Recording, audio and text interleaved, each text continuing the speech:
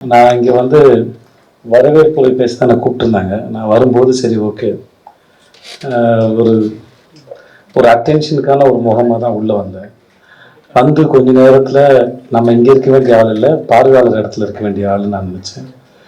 அப்புறம் நந்தால சார் பேச ஆரம்பித்து அப்புறம் இஸ்ரா சார் பேச ஆரம்பிக்கும் போது நான் முடிவு பண்ணிட்டேன், நான் மாணவனாக மெல்ல மாறிக்கொண்டே இருக்கிறேங்கிற ஒரு தருணத்துக்கு போயிட்டேன். நான் அது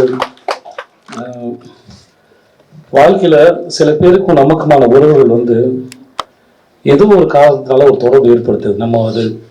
நம்மளுடைய ஆள் மனதிலேருந்து ஒரு வேட்கையிலேருந்து அது தொடங்க தான் நம்புகிறேன். ஏன்னா நான் இதுவாக ஆகணும், எனக்கு இது வேணும். இப்போ சின்ன வயசில் அப்பாவோ உடன் பிறந்தவர்களோ நண்பர்களோ நம்ம விருப்பப்பட்டதை கேட்போம், நமக்காக அவங்களால முடிஞ்சதை வாங்கி கொடுப்பாங்க. ஒரு ஒரு வயசுக்கு அப்புறம் எதையாவது செய்யணும், இல்லை எதையாவது சாதிக்கணும், அதுக்கு ஏதாவது ஒரு அறிவு வேணும் அப்படின்னு போது அதுக்கான ஆசான்கள் வந்து நம்ம வாழ்க்கையில் வந்து யாரோ ஒருத்தர் எங்கேருந்து ஒருத்தர் வந்து நம்மளோட அறிவு குளத்தில் ஒரு கல்லை போட்டு கொஞ்சம் களம் கடிச்சிட்டு போவாங்க. அதுக்கப்புறம் அது கொஞ்ச நேரத்தில் அது தெளிவு பெறும் நான் நம்புகிறேன். அப்படி என் வாழ்க்கையில் வந்து நிறைய ஆசான்கள் வந்து மிக முக்கியமானது வந்து திரு சிவராமசாமி. அந்த ஆசான் வந்து எனக்கு முதல்ல வாய்ப்பு கொடுத்து என்னை ஒரு ஹீரோவாக்குனதாக இருக்கட்டும், இன்னைக்கு என்னை மறுபடியும் இந்த கவிதை தொகுப்பு வெளியீட்டுக்கு என்னை கூப்பிட்டு வந்து செய்து கவிதை பாடுறா, அதில் நிறைய பெர்ஸ்பெக்டிவ் இருக்குது, வாழ்க்கை புரியும் அப்படின்னு என்னை திரும்பவும் மாணவன் ஆக்கியிருக்காரு. அதுக்கு ரொம்ப நன்றி சார். இங்கே கவிதை படித்தார். நான் படித்த போது எனக்கு சார் என் ஆஃபீஸ்க்கு வந்த போது வந்து எனக்கு கவிதை புரியலை, நிஜமாக புரியலை. ஏன் எளிமையாக இல்லைன்ற கேள்வி எனக்கு இருந்தது. ஆனால் அதை எனக்கு சரியாக படிக்க தெரியல, எனக்கு சரியாக பார்க்க தெரியலங்கிறத நீங்கள் ரெண்டு பேரும் எனக்கு ரொம்ப அழகாக பாடம் எடுத்தீங்க. இந்த வகுப்பறையில் நான் ரொம்ப அற்புதமான இந்த நேரத்தை நான் செலவழித்தேன். 10 வயதில் நம்ம காதலிக்கிற பெண்ணோட இருக்கிற நேரம் போகிறதே தெரியாதுமாங்க, அந்த மாதிரி இருந்தது சார். ரொம்ப நன்றி சார். மிக பிரமாதமான ஒரு ஸ்பீச் சார். நான் வந்து பிரார்த்தனை தீர்ந்து போகிறதுக்கு முன்னாடி கற்பூரம் கரைஞ்சிடக்கூடாதுங்கிறது போல எங்கிட்ட இருந்தேன் சார். நான் மிக பிரமாதமாக இருந்தது சார்.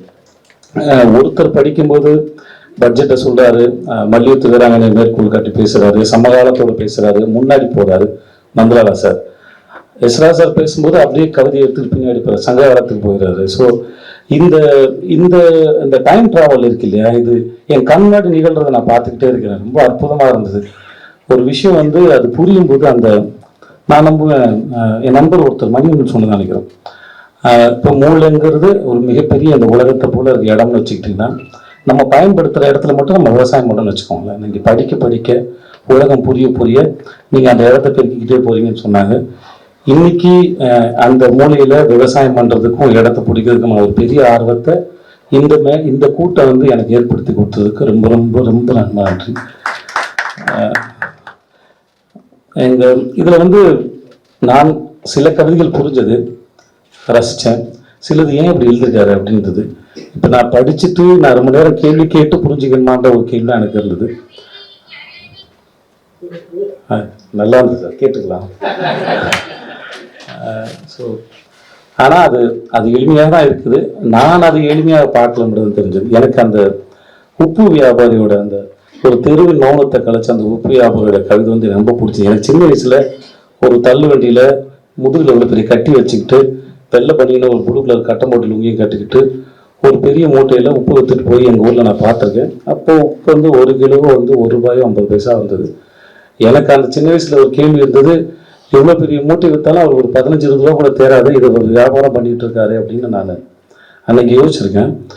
ஆனால் இவர் சார் சொன்ன மாதிரி எல்லாரும் வேலைக்கு போனதுக்கு அந்த தெருவே அமைதியாக இருக்கிற அந்த இடத்துல ஒரு உப்பு வியாபாரோட அந்த ஒரு வருகை வந்து அந்த தெருவு எப்படி கலைச்சதுன்னு அந்த விஷுவலை வந்து ரொம்ப அழகாக கிரியேட் பண்ணி நிறைய கவிதைகள் வந்து பார்க்கறது போல இருந்தது. நிறைய ஒரு பெரிய காட்சி, ஒரு அழகிய ஒரு நிஜமாக ஒரு ஃபோட்டோகிராஃபை பார்த்தது போல ஒரு பெரிய இதாக இருந்தது. ஒரு பெரிய தூண்டுற விதமாக இருந்தது சார். ஞாபகங்களை கூட்டு போகிற மாதிரி இருந்தது. முக்கியமாக எளிய மனிதர்களை பற்றி பேசும்போது சார் சொன்னார், நீங்கள் சொன்னதில்லை அது